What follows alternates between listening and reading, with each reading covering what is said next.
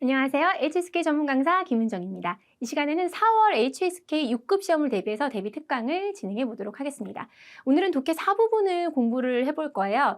독해 4부분 같은 경우에는 매번 제가 이제 대비 특강 독해 4부분을 할 때 드리는 말씀이지만 시간이 너무 중요하고요. 독해 1, 2, 3 공부할 거 엄청 많죠. 근데 다 10문항씩인 거 아시죠? 근데 얘만 20문항이에요. 그러면 우리가 정말 점수를 신경을 쓴다면 막바지에 이르러서 시험 준비 막바지에 이르러서는 독해 4부분을 사실 신경을 많이 쓰셔야 돼요.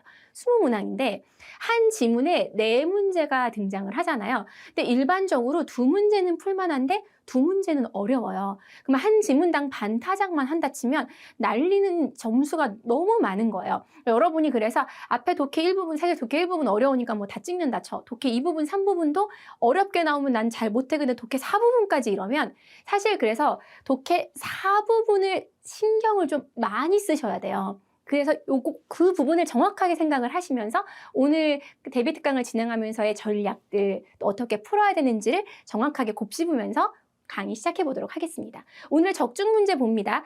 매번 중요한 건 우리가 문제를 보는 거예요. 독해 4부분은 이렇게 나옵니다. 설명문 나오고요. 이야기 형식 나오고요. 주제 물어보는 거, 세부사항 물어보는 거. 세부사항 물어보는 건 이렇게 대처하셔야 돼요. 이 이론들 다 좋아요. 좋은데 사실 우리가 시험 현장에서는 그 이론을 설명해주고 그 밑에 딸린 문제를 푸는 게 아니라 그냥 문제만 딱 나와 있잖아요. 그렇기 때문에 이제는 시험 얼마 안 남은 상황에서는 문제 위주로 접근을 하셔야 되는 거.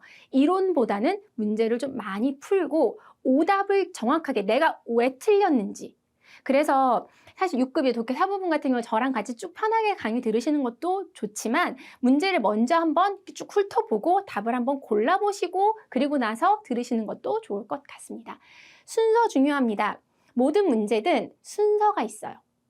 먼저 이걸 확인하고 사실 독해 4부분은 문제 먼저 읽고 지문 읽다 키워드 나오면 보기 먼저 읽고 막 문제가 먼저 나왔으니까 지문이 먼저 나왔으니까 지문 쫙 읽고 문제 보기 이렇게 푸는 게 아니라 전략이 있다라는 거 순서 보셔야 되고요. 출제 의도 이 지문이 왜 냈고 이 문제는 왜 냈는지 그럼 이 문제를 풀려면 내가 어떤 전략으로 풀어야 되는지까지 깔끔하게 이 단계 밟아가면서 문제 풀어보도록 하겠습니다. 오늘은 제가 특별히 이야기 형식, 꼬시, 그 고사 이야기를 가지고 왔어요. 옛날 이야기. 사람마다 좀 다르더라고요. 그러니까 제가 분석을 해본 결과 한국에서 체류 기간이 긴 분들은 오히려 설명문이나 정보 전달에 있는 일반 문장들을 조금 더 편하게 접근을 하시고요. 이런 고사 같은 거 나오면 좀 당황하고 잘 못 푸는 경우들이 있어요. 근데 중국의 체류 기간이 조금 기신 분들, 뭐 유학 생활을 오래 했거나 중국에서 공부를 좀 오래 했거나 하신 분들 같은 경우는 오히려 막 딱딱한 설명문보다는 이야기 형식이 조금 더 쉽게 접근하는 경우들이 많아요. 상대적으로 이야기 형식도 조금 오늘은 난이도가 있는 걸 갖고 왔고요. 이야기 형식이든 설명문이든 문제 푸는 전략이 중요하다는 거 기억하시면서 가보도록 합시다. 네 문제가 딸려 있어요. 네 문제가 딸려 있는데 문제를 이제 쭉 훑는 거죠. 그래서 뭐 일단은 첫 번째부터 하고 뭐 특정한 그 표현 물어보는 거, 그리고 옳은 거 물어보는 거, 그 다음에 이건 되게 스탠다드한 문제죠. 上问主要想告诉我们什么 주제 물어보는 거. 이렇게 형태가 이루어져 있구나라는 거 빠르게 보시면서 본격적으로 갈게요. 스텝 1이 뭐라고 제가 써놨죠? 문제 먼저 읽으셔야 돼요. HSK 5급에서도 그렇고 HSK 6급에서도 그렇고 이제 7급에서 9급도 그렇고 긴 문장을 읽을 때는요. 얘를 다 읽고 문제 풀면 좋죠. 그러니까 굉장히 중국어를 잘하세요. 그리고 오래 중국 생활을 하셔가지고 난 이거 다 읽어야 성이 풀립니다. 난 다 읽고서 문제 풀겠습니다. 이 내용이 뭔지를 읽으면 알 수 있다고 생각하시니까요. 그럴 수는 있어요. 그리고 그 지문 자체를 다 이해하실 수도 있어요. 시간은 근데 어떻게 할 거예요? 시간. 그러니까 이게 1분에 한 문제꼴로 풀어야지 우리가 50분 동안 50문항을 푸는데 앞에 이제 영역들 뭐 물론 전략이 있어요. 그러니까 독해 2, 3, 4, 1로 푸세요. 3, 4, 2, 1로 푸세요. 1은 제일 마지막에 풀어야 되니까 4, 3, 2, 1로 푸세요. 자기가 자기한테 어울리는 대로 문제를 푸시더라도 사실 독해 4부분에서 시간이 부족해서 문제를 못 풀거나 독해 4부분이 너무 시간이 많이 들여서 다른 영역의 문제를 못 푸는 경우도 있을 수 있으니까 시간 생각하셔야 된다는 그럼 무조건 문제 먼저 제발 읽어주세요. 쉬지아라는 가문이 있어요. 여기 두 아들이 있나 보죠. 얘네 집안의 두 아들에 대해서 옳은 걸 고르래. 그럼 이 시 집안의 아들에 대해서 분명히 얘기를 하겠죠. 아들이 게다가 둘이야. 이미 난 정보를 알고 가는 거니까. 첫 번째 단락을 보시면 춘추전국 시대에 노나라가 딱 등장을 해요. 쫄지 마세요. 우리 그 시 성을 가진 이 사람. 집이 나와요. 아들 둘 있대. 여기까지 보시고 더 읽지 마세요. 우리 뭐 봐야 돼요? 첫 번째 문제에 A, B, C, D 먼저 보고 봐야지 이 A, B, C, D가 나오는지 안 나오는지 빨리빨리 확인하면서 갈 수 있잖아요. 이거 보세요. 큰아들 나오고 작은아들 나오고 그들 둘 나와요. 근데 보면 큰아들, 작은아들에 대한 얘기가 나오고 걔네 둘이 한꺼번에 뭐를 했나 봐요. 그죠? 첫째 아들이 병법을 되게 좋아했대요. 근데 둘째 아들은 육아에 정통을 했대요. 그러니까 요거 먼저 체크를 해야겠다. 그리고 탐원도가 두 번 등장했잖아요. 그러면 보통 보기에서 두 번이 겹쳐서 등장하는 그 정보들이 있어요. 그럼 걔를 조금 더 신경 쓰시는 게 좋아요. 그래서 두 아들이 똑같이 무슨 결과를 낳았을 텐데 그게 나쁜 건지 좋은 건지 아니면 여기 보면 중용을 얻었다는 건 중요한 직책에 사용이 되었다는 얘기거든요. 그리고 노나라에서 임직을 했는지 둘 다 아니면 큰아들은 어디 딴 나라, 작은아들은 어디 딴 나라인지 이것만 확인하시면 되잖아요. 다짜고짜 읽고 보기를 보는 게 아니라 아들 둘이 있고 큰아들, 작은아들 나눠서 얘가 뭘 좋아했는지 보고 둘 다 어떻게 됐는지를 보면 되겠다 하고 보기를 먼저 보고 가는 게 이해도가 훨씬 높습니다. 쭉 갈게요. 장자, 첫 번째 아들 확인해야죠. 육아에 정통한 건 첫 번째 아들이에요. 그죠? 그럼 병법 아니야. 그럼 당연히 작은 아들도 아니야. 이렇게 갈 수가 있어요. 쉽게 갈 수 있죠.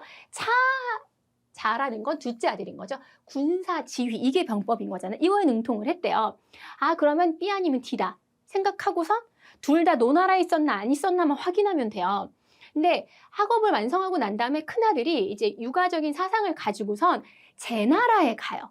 그러니까 노나라가 아니야. 그러니까 제나라 왕이 그의 의견을 수렴을 해가지고 얘를 태자의 선생님으로 삼아요. 그래놓고 둘째 아들로 넘어갑니다. 그럼 여기까지 봤을 때 볼 것도 없어요. 둘 다 노나라 아니잖아요. 그럼 둘째 아들도 잘 되나 보다. 아니나 다를까 읽어봤더니 병법의 이치에 따라 초나라를 가요. 얘는 해가지고 게다가 노나라는 노나라 출신인 거지 얘네가 간 나라는 이 나라들도 아니잖아요. 그래서 군사 장군이 돼요. 얘가. 그러니까 관직을 하게 되죠. 그래서 둘 다 되게 영광스러운 자리에 오르게 된다라는 거예요. 그럼 정답은 당연히 뭐가 되는 겁니까? B가 되는 거죠. 이렇게 가는 거예요. 이 전략을 가야지만 이 긴 지문을 빨리 문제를 풀어낼 수 있다라는 거. 그다음에 두 번째 문제는 이 표현이야. 근데 이게 조금 6급까지 왔으니까 계란으로 바위 치기 정도는 해석이 좀 돼요. 그렇죠? 그래서 이거 그러면 조금 읽어보면서 풀면 되겠다. 그래서 여기 쭉쭉 가요. 가서 이렇지 않겠냐? 现在我要 해놓고 우리가 잘 좀 이렇게 해야지. 니 이딩 해놓고 다른 나라에 가서 너의 주장을 펼치면 어쩌고 재난이 닥칠 거야 라고 이제 굉장히 두 다리가 잘리는 굉장히 좀 잔인한 이야기이긴 하지만 그런 얘기들이 나와요. 키워드를 찾아서 가요. 갔는데 계란으로 바위치기라는 건 실력으로 투쟁하는 게 아니죠. 비록 약하지만 강한 걸 두려워하지 않는다. 계란으로 바위치기라는 얘기를 우리가 알고 있기 때문에 기회에 대한 얘기나 슈어칠라의 론이 말하기는 쉬운데 하기는 어렵다라는 표현보다는 이미 지금 그 단어에 대해서 알고 있어요. 우리가 왜냐면 보기 제시된 그 표현 자체가 어렵지 않기 때문에 그래서 B일 수 있겠다라고 고를 수 있다라는 거죠. 자, 할게요. 다음 중 옳은 걸 골라라. 이게 좀 골치가 아플 수가 있어요. 정보들이. 그럼 보기를 무조건 먼저 보셔야 돼요. 옳은 거 고르는 문제는. 시지아에 대해서는 하나 나왔죠. 지금 보기가. 왜냐면 첫 단락에서 이미 얘네 가족에 대해서는 심층적으로 질문을 했어요. 근데 나머지 B, C, D 같은 경우에는 다 뭐예요? 멍지아에 대한 얘기예요. 맹시 집안 사람들에 대한 장자 나오고 두 번째 아들 나오고 두 아들 나오고 막 이렇게 쭉쭉 가죠. 보시면 근데 약간 추정이 될 수가 있는 게 뭐냐면 글을 볼 때 중국인들의 글은 비교적 굉장히 논리적이고 체계성을 가진 글들이 좀 많아요. 아무래도 시험에 출제되는 문장들이니까 좀 좋은 문장을 갖고 오기도 하겠지만 근데 앞에 시지안의 집안 애들이 둘 다 어떻게 잘 됐잖아요. 그리고 아까도 슬쩍 앞문제를 풀어보면서 뭔가 좀 형벌을 받았는데 이 맹시 집안의 아들은 둘 다 어떻게 됐는지 해야지 이게 대꾸가 맞아 떨어질 수가 있잖아요. 그러니까 흐름이 지금 오는 거예요. 보통 이제 옛날 고사들 같은 경우에는 더더군다나 그런 그 규칙성들이 굉장히 두드러지는 글들이 많단 말이에요. 그럼 딱 봐도 얘네 둘 다 어떻게 됐는지가 답일 가능성이 조금 커져요. 왜냐면 되게 단락을 딱 보시면 시지아랑 멍지아에 대해서 정확하게 나눠서 설명을 해주고 있거든요. 그래서 보면 나중에 쭉 읽어서 얘는 또 진나라에 가서 막 얘기를 해요. 근데 그거 아니지 않냐. 우리 멸망을 가게 되고 그리고 궁형에 처합니다. 앞에 아들은 다리가 이게 되게 중국은 근데 사실 역사적으로 말해서 굉장히 잔혹한 형벌들을 많이 받잖아요. 그래서 정답은 뭐가 된다라는 거? 두 아들이 모두. 근데 여기서는 이 어려운 옛날 고사 표현들에서 형벌을 받았다 이런 표현들을 외우라는 게 아니라 이 글 전체의 맥락을 좀 파악하자는 거예요. 보통 대꾸나 대조를 굉장히 많이 써요. 이 두 집안이 서로 연결관계가 있는 것이 아니라 시지아랑 멍지아랑 따로따로 해서 이 사람은 이런 결과, 이 가정은 이런 결과를 겪었다라는 상반된 구조로 가고 있다는 걸 캐치하면 조금 더 쉽게 문제가 풀릴 수 있다. 그래서 중국 체류 기간이 좀 기신 분들, 이런 옛날 이야기들에 대한 패턴이나 성향을 잘 알고 계신 분들은 조금 더 쉽게 문제를 접근할 수 있다는 얘기를 제가 그래서 초반에 드린 거예요. 주제를 묻는 문제는 6급에서 독해 4부분에 제목이나 주제를 묻는 문제는 무조건 각 단락의 첫째 줄을 읽고 문제를 푸셔야 돼요. 굉장히 중요한 설명을 제가 드리는 거예요. 왜냐하면 설명문이, 그러니까 정보를 주는 설명문이 굉장히 많이 출제가 돼요. 그리고 고사나 이야기 형식은 한 지문 정도 출제가 된단 말이에요. 대체적으로 기본적인 정보 전달에 대해 있는 설명문 같은 경우나 뭐 논설문의 형태를 띠더라도 그런 애들은 병렬 구조를 많이 써요. 그러니까 2갈씩이 있고 2갈씩이 있으면 보통 병렬 구조를 쓰는 경우도 있어요. 그러니까 첫 번째 단락만 읽어도 문제를 풀리게, 그 주제나 제목을 묻는 문제를 풀리는 경우도 있는데 보통은 다 읽고 보셔야 되거든요. 근데 이야기 형식의 지문에 대한 주제를 묻는 문제는 무조건 마지막 단락을 보고 보시는 게 좋아요. 일단 보기 먼저 갈게요. 딱 봐도 뭐 해야 된다 다 주제예요. 그러니까 스토리를 쭉 얘기를 하다가 이 글을 통해서 우리가 얻을 수 있는 교훈은 바로 이것이었다 라고 보통 이야기 형식은 그렇게 마무리를 짓죠. 깡위 장시, 이건 하나씩 좀 꼼꼼하게 볼게요. 많이 나오는 형태거든요. 한번 용감하게 시도해봐라. 그쵸? 농담 만족할 줄 알아야지. 허우시 하면 시적절하게, 제대로 시적절하게 잘 맞춰서 적용을 시켜야 된다는 거. 追求完美적 과도하게 완벽을 추구하지 말아라. 그러니까 주제를 묻는 이런 교훈적인 보기들은 듣기나 뭐 독해나 어디에서, 특히 뭐 심지어는 쓰기에서도 이런 문장들을 많이 볼 수 있기 때문에 표현들은 좀 기억하시는 게 좋을 것 같아요. 많이 어렵지도 않으니까요. 이제 이야기 글의 주제를 묻는 문제는 마지막 단락을 보셔야 된다라는 거. 그래서 이제 막 그 멍지아의 불행을 듣고 되게 탄식하면서 이야기를 해요.